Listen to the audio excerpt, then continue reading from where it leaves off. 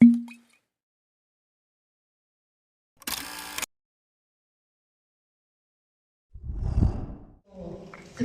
that she made it here. Also thankful because she dragged me here.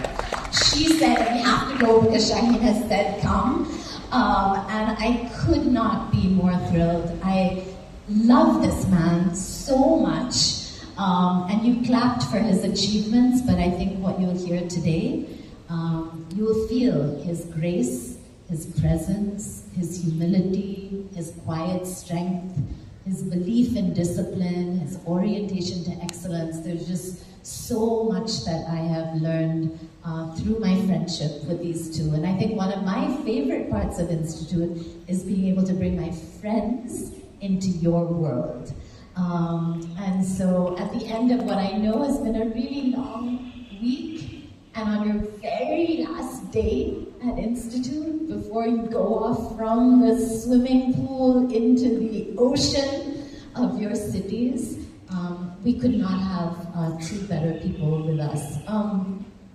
And so, Kiran said ask questions, so I'm gonna ask questions and actually then leave space for you all to ask questions as well. But as Kiran and Keith were driving here this morning, I told them that we have been talking a lot about moments. So actually I do a space with fellows, which I did a few days ago. And I talked about some pivotal moments in my own life. And so to start with, just that open-ended invitation. Can you choose a couple of moments from your life that feel present for you right now, for this incredible group of young people to get to know you a little bit better? Hi, everybody. Hi.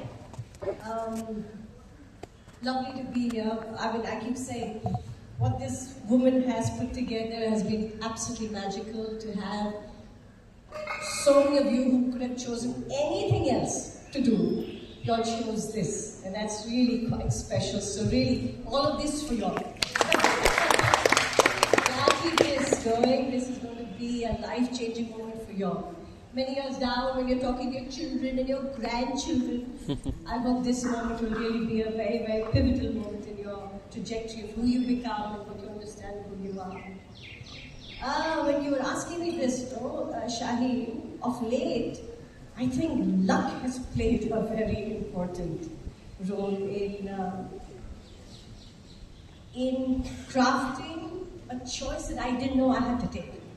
I mean, if you asked me many years ago what would I want to become, no chance in the world would starting a school be in that list. So I think life kind of gives you these stories and you either take it or you don't. So I think one of the big things that have played a moment is also me being the youngest of three.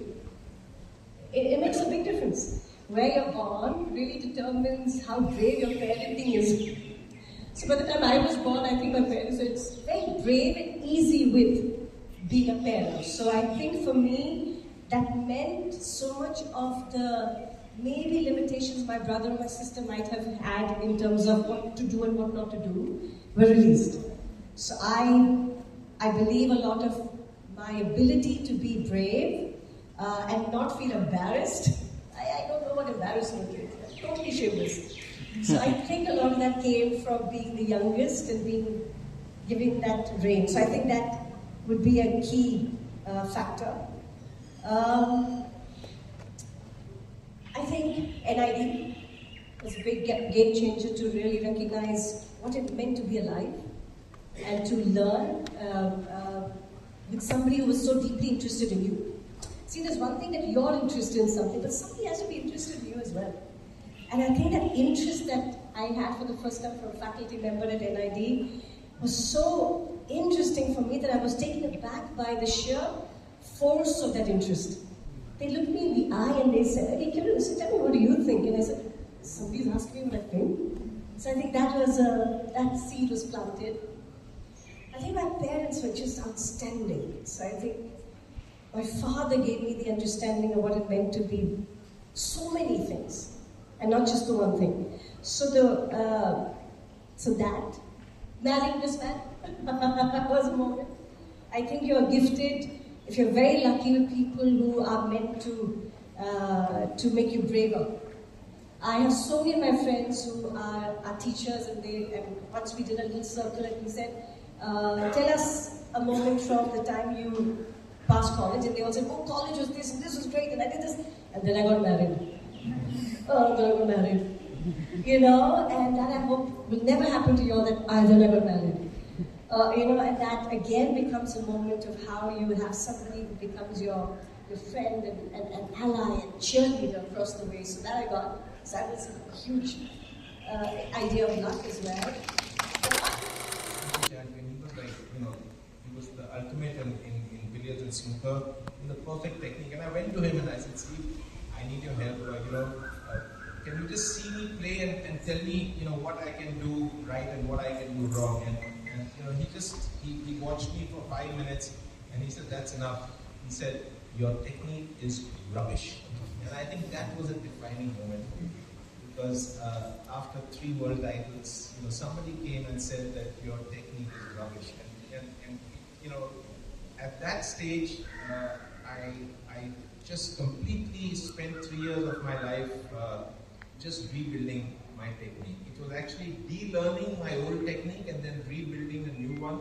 Extremely frustrating experience because you have muscle memory which has already been built. So to remove that was a very frustrating time, but it was a defining moment because had he not said your technique is rubbish, perhaps I would just have continued, and just gone on a slippery, sliding path downwards. So yeah, so these are the 3 defining moments, I think, and I always maintain that take feedback, take criticism. Criticism is not to criticize you. Criticism is to make you better. So beautiful. It's such a common thread of people, right, who shaped your stories. I'm gonna start with a very zoomed out question. I am curious. I don't think I've asked either of you this question. How do you make sense of the world today? And in the context of that, what's the role of education or more broadly learning? Yeah.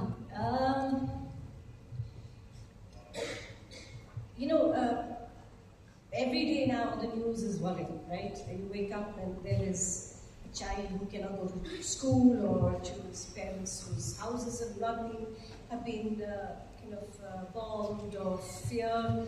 There's just so much fear. And I witness it because not only of Riverside and the work I do, but because of Design for Change. And Design for Change now is in 70 countries, and a lot of those countries are now experiencing first-hand fear. And that fear has an insidious way of getting in. It shuts you down, it makes you scared, it gives you anxiety, you don't know where you wake up the next day. Imagine living where there's constantly sirens and bunkers you have to go to. So I think for me, it's even more urgent that you're not delaying the act of learning to tomorrow or next week or one day. Right? It just has to really come back to today. Just the fact that just the air crash that happened with an Air India air crash, there were so many dreams on that flight, and that was the last moment. And I don't know what you want your last moment to be known for. At youth, you have arrogance. You have arrogance of time.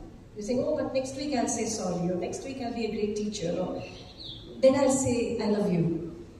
Youth, that arrogance has to really be removed from the work you do, especially with children. They need you today. They need you to show up today. They need to be loved today. You need to love somebody today. You need to be kind. You need to be brave. The rest of the curriculum, believe you me, you don't need to be there for. Seriously, if you think you're going to teach math, science, and English, please rethink what your purpose is. For that, there is Khan Academy, there is ChatGPT. Unfortunately or fortunately, that is not what you show up for. Your curriculum is you. Everything that resides within you is who you are. Oh, I'm getting kinky.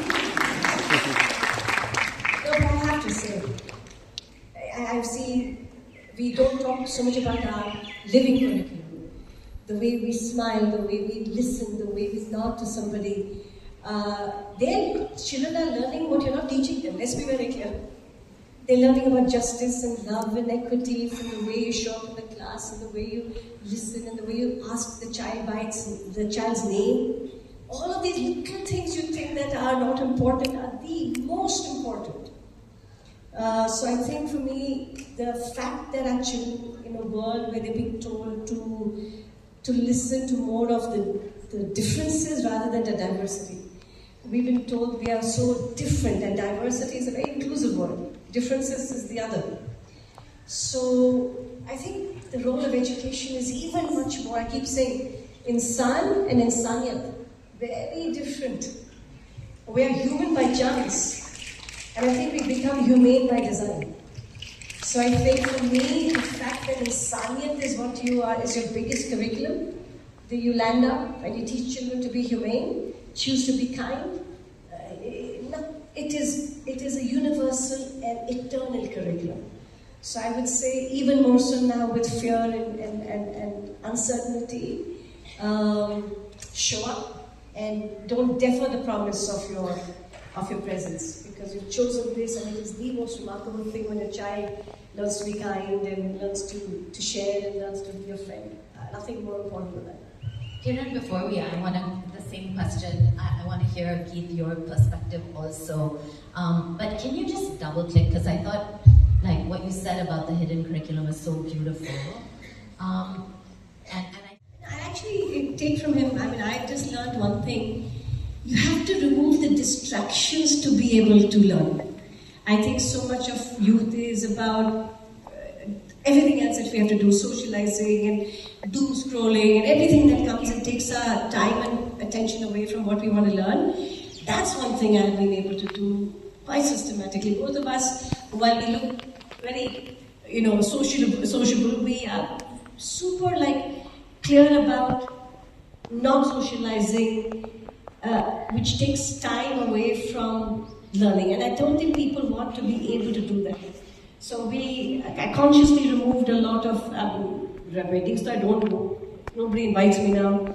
Unimportant, but I think somewhere removing distractions. See, each of us have got the same 24 hours. I don't think you've been gifted more hours than I have, right? So in those 24 hours, we have to figure out where we're spending our time. Right now. Come here.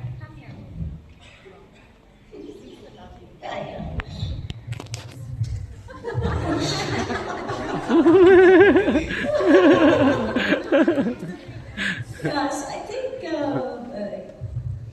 if you can remove your suddenly gifted time, and time is really what you need to learn, to test out, to practice. So I think my work and possibly just my family became the only two things I would divide my attention and time on. And I would encourage you in the next 2 years that you have, really remove the distractions. That doesn't serve you to become a better educator. Everything that is making you a better educator, to make you a better learner, is where you should be devoting these 2 years. Which when Geet said it takes 10 years, I said, oh, we've lost them. No. But just, I think removing distractions is a big one. I think having a lot of gratitude. I think I keep thinking to myself, my God, there's nothing I can do but just be thankful. That there's so much that we have. Leadership. Show up. I have not seen anything. And I just comment on a very interesting little reel I saw of Tom Hanks. Apparently Tom Hanks went to shoot a film, and the director was pretty upset with the way he was showing up. So he said, you're not doing this right. So Tom Hanks asked him, so what should I do? He said, just 3 things. Show up on time, know your lines, and have an idea. How difficult can it be? Show up on time. We don't even show up on time.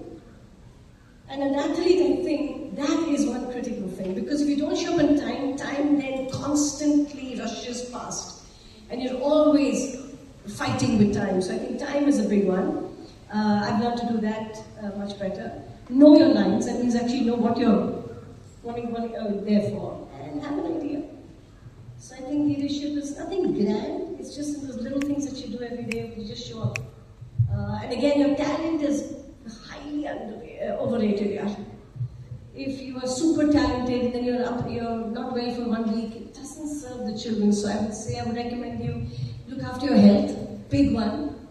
Health is a very big one that you should take care of. Please look after your health so you can show up every day for your children. Yeah, you might be very talented, but if you're not there the next day and the next day, you might not really serve it well. So I would say that would be health, big one, that I have to start looking after.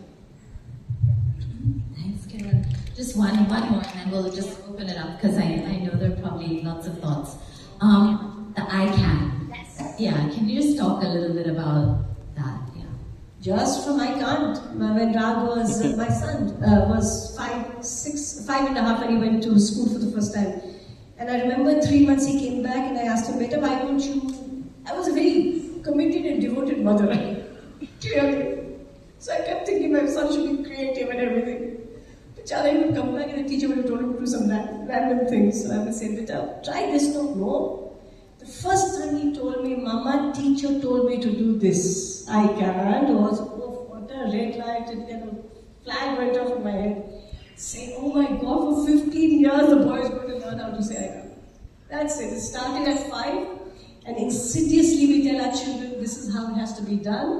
And forever I was thinking, shit, for 15 years this boy is going to. So I think seeing what I can't did was really the genesis of what every child should have in terms of agency and voice. So, and all of us have experienced it. All of us. We rationalize it. We say, but I turned out okay. No, so what's the problem? Yeah, it's a terrible way to think about perpetuating the same. So I think the idea of rationalizing, this thing to say, but it's okay, comes in the way of you repeating exactly the same. So I think for me, taking him out was one, but I think the experience that I had at NID was also very, very, very important. Had I not had NID as an experience of what learning looked like at 17, I would not have known that that's true even at 7. Like that was really, I kept thinking, my God, I got it at 17, that was just so late. Imagine if it happened at 7. I was again very lucky, again, luck is such an important thing, that I had parents who kept challenging. Had I not, and I'd just gone to Bishop Cotton Girls' School and all girls run through the same cycles of compliance and being submissive, being rigid, I can see that it's what it did to some of my batchmates. So I think experiencing what my son went through was enough of a motivation for me to say, I'm not just going to complain, I'm going to do something about it. So I think Riverside was